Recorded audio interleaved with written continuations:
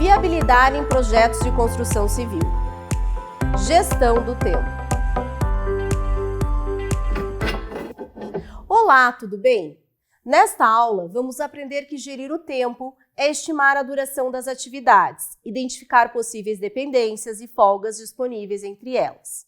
Concluir o empreendimento de qualidade e em curto prazo é o cenário ideal para os stakeholders, mas sabemos que nem sempre isso é viável. A construção civil lida diariamente com imprevistos no cronograma, que vão desde atrasos na entrega de fornecedores até períodos de chuvas prolongadas. Para ter maior controle do cronograma, separamos as atividades por grupos e subgrupos e estruturamos o gráfico de Gantt, uma conhecida ferramenta de gerenciamento de projetos. Assim, precisamos primeiramente fazer a estrutura analítica do projeto, EAP, e nesse momento entra em ação o gerenciamento do escopo. Em seguida, definimos a duração de cada etapa, obtida com base na quantidade total de serviço necessário e no registro de índices de produtividade média das equipes em obras similares de referência.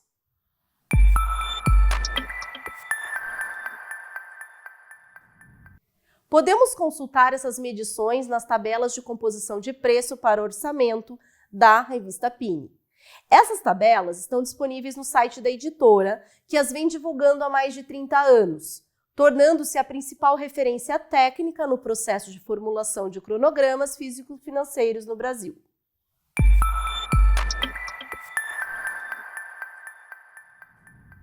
Para que se possa estabelecer um conjunto de coeficientes mais precisos e compatíveis com rendimentos próximos da realidade, o ideal seria proceder ao acompanhamento diário dos serviços durante a realização de um certo número de obras da própria organização. A duração das tarefas depende de seu tamanho, metro quadrado, metro cúbico, e a complexidade, também a produtividade, metro por hora, metro quadrado por hora, metro cúbico por hora, e a quantidade de recurso alocado, pessoas disponíveis para trabalhar. Na prática, imagine que uma pintura realizada por 2 pintores é finalizada em 20 dias. Podemos afirmar que, ao aumentarmos a equipe para 4 integrantes, provavelmente a atividade será concluída na metade do tempo, ou seja, em 10 dias. Usando o mesmo raciocínio, ao conhecer a produtividade média de um trabalhador e a quantidade de trabalho total que ele precisará realizar, é possível estimar a sua duração e selecionar a equipe mais conveniente. Agora, considere a necessidade de construirmos 120 metros quadrados de alvenaria com uma produtividade média do pedreiro de 1,5 metro quadrado por hora e uma jornada de trabalho de 8 horas por dia. Qual o total de homem-hora que será preciso? Um homem-hora é uma unidade convencionada e subjetiva que mede a quantidade de trabalho realizado durante um período. Assim, basta dividirmos a atividade pela produtividade. Portanto, será preciso uma quantidade de 80 homens-hora para concluir o serviço. Mas o que isso representa em termos de duração?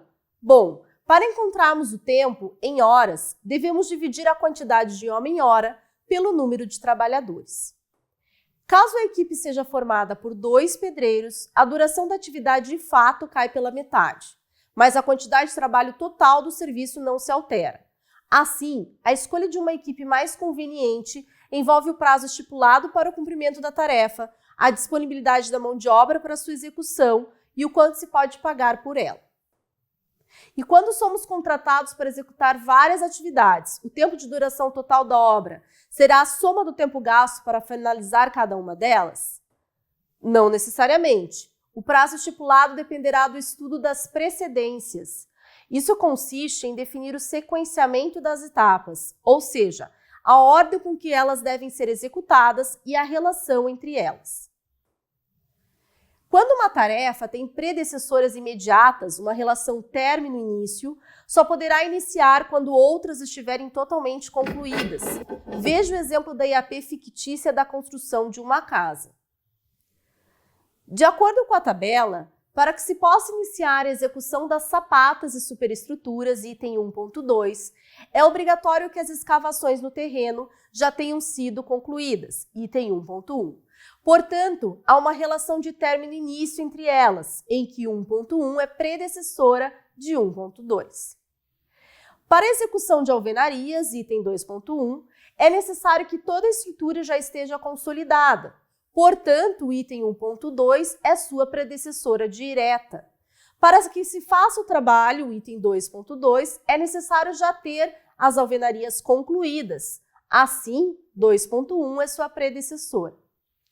Para executarmos as instalações hidráulica e elétrica, precisamos também das alvenarias. Logo, o item 1.2 é predecessora de 2.3. Note ainda que as predecessoras não são necessariamente as atividades que estão listadas na sequência, e sim dependem do processo lógico de construção. Como temos uma restrição entre início e término, isso nos impede de ganhar tempo com várias frentes de trabalho. Sendo assim, qual seria o prazo para a execução completa de todas as atividades? Conseguimos responder essa pergunta por meio do diagrama de redes, ou diagrama PERT-CPM. Essa ferramenta de gestão consiste em um método gráfico de redes para a visualização da sequência, duração e interdependência das etapas, de modo a identificar o caminho crítico do projeto. Entendemos por caminho crítico a sequência de atividades que juntas produzem o menor tempo possível de duração, definindo o prazo total da obra. Assim, o diagrama de redes da IAP da casa seria estruturado da seguinte forma. As setas representam as dependências entre as etapas. As letras são as atividades definidas na EAP. Os números dizem respeito aos dias de duração e as circunferências são os marcos de início e fim da atividade. Note que o caminho crítico é aquele que inclui A, B, E, G e H, totalizando 18 dias. Repare que, apesar de querermos descobrir o menor prazo para executar a obra, o caminho crítico será aquele que apresenta a maior soma de dias dentro dos possíveis trajetos. Na prática, A, B, E, G e H são chamadas de atividades críticas e são elas que, sem a devida atenção, podem gerar de fato os atrasos no cronograma. Por outro lado, o ganho de tempo em uma atividade crítica reduz o prazo total do projeto. Assim, A, B, E, G e H não devem atrasar e devem ser diariamente monitoradas. Por outro lado, o ganho de tempo em uma atividade crítica reduz o prazo total do projeto. Assim, A, B, E, G e H não devem atrasar e devem ser diariamente monitoradas. No entanto, e as etapas C, D e F? Elas são, nesse caso, atividades não críticas e têm folgas, período que uma atividade pode dispor além de sua duração. As atividades não críticas podem atrasar dentro de um limite máximo de folgas, sem comprometer o prazo total estabelecido para a entrega da obra. Agora seguimos com o exemplo da construção fictícia da casa, construindo um cronograma de 18 dias que respeite a sequência e as precedências já estabelecidas. Note que as barras de início e término devem contabilizar a duração de cada atividade e são estabelecidas no dia seguinte ao término das predecessoras. Como saber quantos dias de folga e atraso cada uma das atividades terá? Como dito anteriormente, as folgas só podem ser aplicadas nas atividades não críticas, C, D e F. Assim, devemos começar nossa análise do cronograma de baixo para cima. Qual etapa depende da conclusão da etapa F para iniciar? Conforme o diagrama de redes, temos apenas o serviço de pintura, item H, como sua dependente. Então, a barra do serviço de montagem de esquadrias, item F, pode deslizar até se aproximar da data prevista de início de sua sucessora. Isso significa dizer que se a atividade F atrasar até 6 dias, não irá impactar o prazo final da obra. O mesmo raciocínio se faz para as etapas C e D. Observe que, caso alguma das atividades não críticas seja adiantada, isso não reduzirá o tempo de entrega da obra, que permanecerá sendo de 18 dias. Note que o processo de definição do prazo do projeto e suas possíveis folgas é diretamente influenciado pelo diagrama de redes, ou seja, construí-lo de maneira equivocada produzirá um cronograma que não condiz com a realidade. Para evitar que isso ocorra, temos de respeitar as regras estipuladas pelo chamado método das flechas ou método americano, base da estruturação do diagrama. De acordo com o método, um evento é considerado atingido quando as tarefas que convergem para ele forem concluídas. Seu princípio fundamental consiste em desenhar todas as setas partindo e chegando em círculos.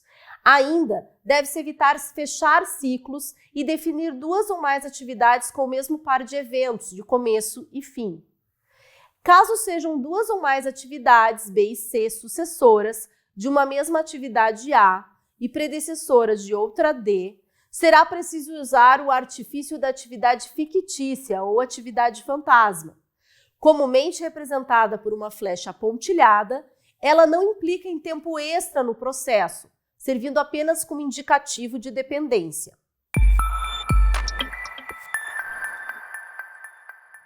Entender os principais fatores que ocasionam atrasos de cronograma em projetos de obras públicas é essencial para criar ações que possam tornar sua gestão mais eficiente e evitar novos prejuízos financeiros aos cofres públicos. Recomendo a leitura do artigo Alterações de custo e prazo em obras públicas e reflita sobre o assunto.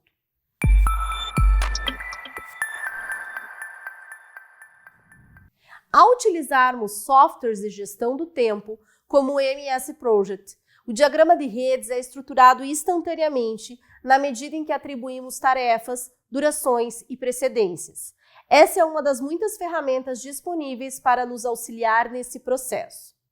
Espero que tenha gostado da aula, desejo ótimos estudos.